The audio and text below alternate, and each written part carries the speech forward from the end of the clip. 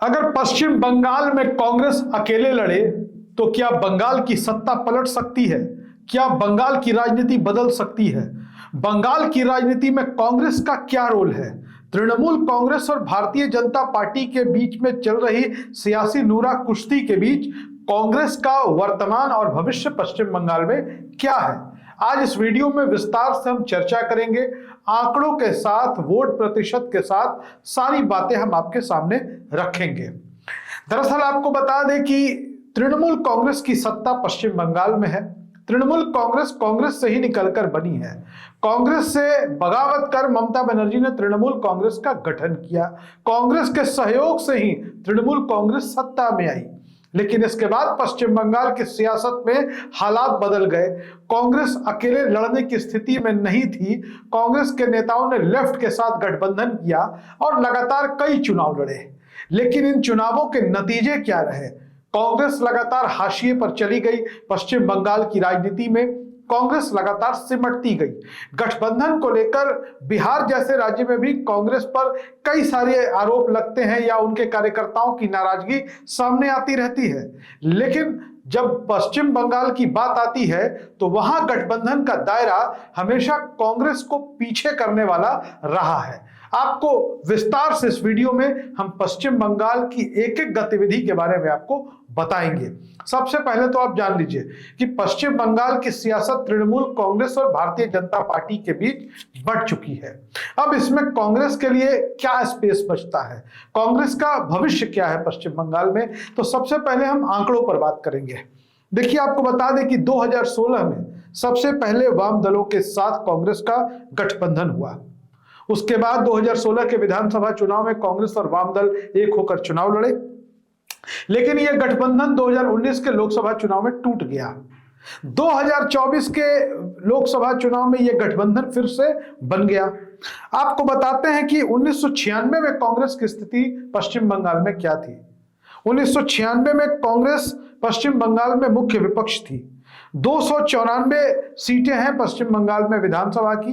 कांग्रेस ने इनमें से 288 सीटों पर चुनाव लड़ा था। कांग्रेस ने 82 सीटें जीती थी और 82 सीटें जीतने के बावजूद उनके पास लगभग 40% का वोट शेयर था। 40%, 39.48% वोट 1996 में कांग्रेस को मिले थे और वो पश्चिम बंगाल में मुख्य विपक्ष थी। 2001 में टीएमसी के साथ कांग्रेस का गठबंधन हुआ। 60 पर कांग्रेस लड़ी और 26 पर जीती। लेफ्ट के साथ गठबंधन में तो कांग्रेस सिमट ही गई। तृणमूल कांग्रेस के साथ भी गठबंधन हुआ तो कांग्रेस सिमट गई। 2011 में कांग्रेस को 42 सीटें मिली जब वो ममता बनर्जी के साथ मिलकर चुनाव लड़ी थी। 2016 में लेफ्ट के साथ गठबंधन हुआ तो कांग्रेस 44 सीटें जीतने में कामयाब रही। ये कांग्रेस की आखिरी बड़ी उपलब्धि थी गठबंधन के साथ।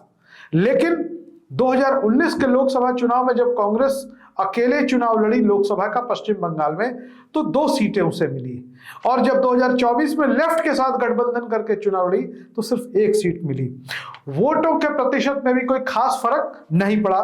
2019 के लोकसभा चुनाव में अकेले लड़कर कांग्रेस को 5.7% वोट मिले तो 2024 में लेफ्ट के साथ लड़ने के बावजूद 1% वोट उसका कम हो गया कांग्रेस का और 4.7% वोट उनका हो गया। चलिए, यह बात हम बताते हैं आपको, कम से कम प्रतिशत, वोट प्रतिशत और आंकड़े इसलिए बता रहे हैं ताकि आप पश्चिम बंगाल की सियासत को समझ सके। हम आखिरी चुनाव की बात कर लें तो कांग्रेस के लिए कितना नुकसानदेह साबित हुआ जो पिछला विधानसभा चुनाव 2021 में हुआ। लेफ्ट के साथ गठबंधन में कांग्रेस 92 सीटों पर चुनाव लड़ती है, एक भी सीट नहीं जीतती है और सिर्फ 3% वोट कांग्रेस को हासिल होते हैं। 3% वोट का मतलब कुछ नहीं होता चुनावी राजनीति में। अब इस बात को आप समझिए कि जब कांग्रेस गठबंधन करके कुछ हासिल ही नहीं कर पा रही है, लगातार सिमटती जा रही है, ऐसा नहीं है कि कांग्रेस को चाहने वाले लोग पश्चिम बंगाल में नहीं हैं, कांग्रेस को मानने वाले लोग पश्चिम बंगाल में नहीं हैं। पश्चिम बंगाल में कांग्रेस की सभाओं में भीड़ उमड़ती है।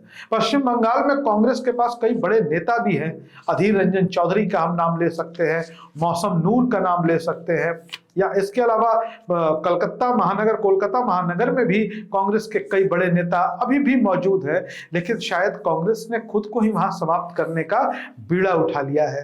तृणमूल कांग्रेस जो कांग्रेस से निकलकर ही आ गई है, तो तृणमूल कांग्रेस और कांग्रेस के वोटर एक है। हम अपने पहले वीडियो में भी इस बात को बता चुके हैं।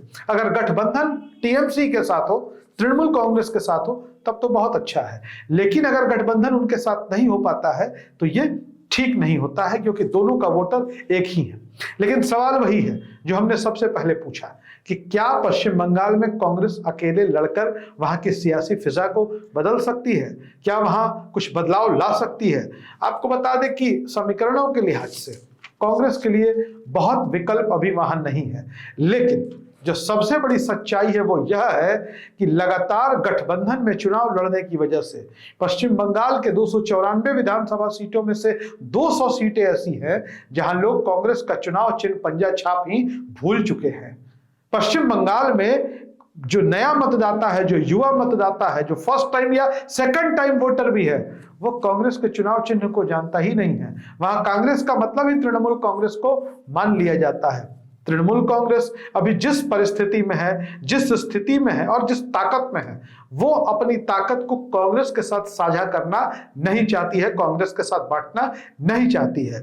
पश्चिम बंगाल में वर्तमान में जो कांग्रेस के नेता भी हैं, वो तृणमूल कांग्रेस के साथ कम से कम गठबंधन के पक्षधर नहीं है। कांग्रेस के कार्यकर्ता भी तृणमूल कांग्रेस के साथ गठबंधन के पक्षधर नहीं है, लेकिन कांग्रेस के कार्यकर्ता अब लेफ्ट के साथ भी गठबंधन के पक्ष में नहीं है। उनको लगता है कि जो कांग्रेस के बड़े नेता हैं, उनको सुविधा की राजनीति छोड़नी पड़ेगी, आराम की राजनीति छोड़नी पड़ेगी, उन्हें जनता के बीच जाना होगा, उन्हें लोगों के मुद्दों से जुड़ना होगा। पश्चिम बंगाल में कांग्रेस को पहले अपना लचर और खत्म हो चुका संगठन खड़ा करना होगा, लेकिन क्या यह संगठन सिर्फ चुनाव के पहले खड़ा होगा? अभी जब 2026 के चुनाव आने वाले हैं विधानसभा के, पश्चिम बंगाल विधानसभा चुनाव के मुहाने पर खड़ा है, तो गठबंधन तोड़ने, गठबंधन रखने की वकालत हो रही है।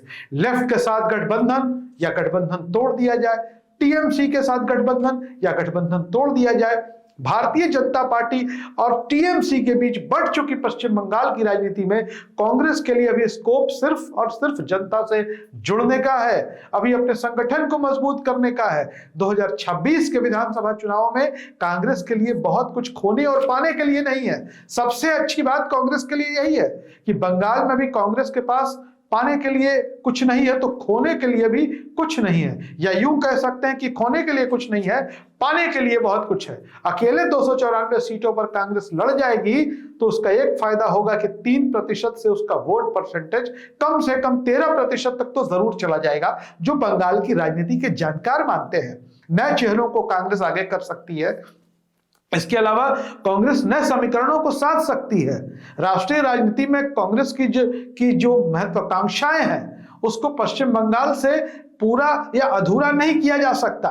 कांग्रेस के कार्यकर्ता और कांग्रेस के नेता जो पश्चिम बंगाल में हैं, और पश्चिम बंगाल की जो जनता, मतदाता जो कांग्रेस के समर्थक हैं, उनके हिसाब से कांग्रेस को राजनीति करनी होगी। ऐसे में आज से ही अगर कांग्रेस खड़ी हो जाए तो कम से कम 294 की 294 विधानसभा सीटों पर कांग्रेस का झंडा, कांग्रेस का तिरंगा और कांग्रेस का पंजा ये जरूर लहराता हुआ दिख जाएगा। और कांग्रेस का पंजा दिखाना ही अभी पश्चिम बंगाल की राजनीति में कांग्रेस के लिए सबसे बड़ी चुनौती और सबसे बड़ा काम है। आपको ये वीडियो कैसा लगा?